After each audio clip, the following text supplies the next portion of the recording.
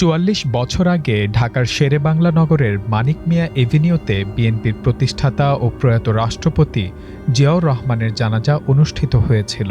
ঠিক সেই ঐতিহাসিক স্থানেই শেষ বিদায় জানানো হলো তার স্ত্রী, সাবেক প্রধানমন্ত্রী ও বিএনপি চেয়ারপারসন বেগম খালেদা জিয়াকেও। গতকাল বেলা ৩টা ৩ মিনিটে জাতীয় সংসদ ভবনের দক্ষিণ প্লাজার মাঠে তার জানাজা অনুষ্ঠিত হয়। এই জানাজায় অংশ নিতে মানুষের ঢল নামে। নির্ধারিত এলাকা ছাড়িয়ে তা ছড়িয়ে পড়ে আশেপাশের এলাকায়।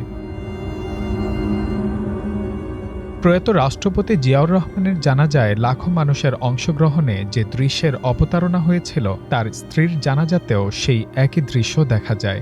ধারণা করা হচ্ছে, খালেদা জিয়াকে শেষ বিদায় জানাতে অন্তত ২৪ থেকে ৩২ লাখ মানুষ জানাজায় অংশ নেন। ১৯৬০ সালে পাকিস্তান সেনাবাহিনীর ইস্ট বেঙ্গল রেজিমেন্টের ক্যাপ্টেন জিয়াউর রহমানের সঙ্গে বিয়ে হয় খালেদা জিয়ার। ৭১-এর মুক্তিযুদ্ধে জিয়াউর রহমানের অনবদ্য ভূমিকার জন্য তিনি বীর উত্তম খেতাবে ভূষিত হন। পরবর্তীতে রাষ্ট্রপতি থাকা অবস্থায় ১৯৮১ সালের ৩০ মে এক সামরিক অভ্যুত্থানে তিনি নিহত হন। সেই বছরের ২ জুন এই মানিক মিয়া এভিনিউতেই তার জানাজা হয়েছিল।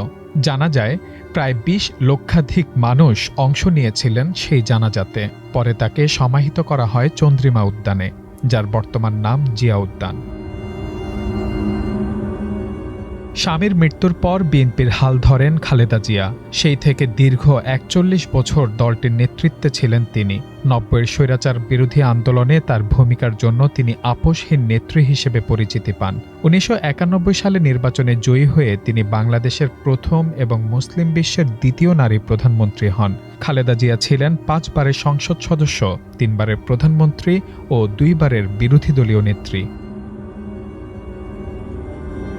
দীর্ঘদিন অসুস্থ থাকার পর রাজধানীর এভারকেয়ার হাসপাতালে ৪০ দিন নিবিড় পর্যবেক্ষণে থেকে মঙ্গলবার ভোর ৬টায় শেষ নিঃশ্বাস ত্যাগ করেন এই আপোষহীন নেত্রী। গতকাল জানাজা শেষে প্রিয়তম স্বামীর পাশে সমাহিত করা হয় তাকে। তার মৃত্যুতে বুধবার থেকে পালিত হচ্ছে ৩ দিনের রাষ্ট্রীয় শোক।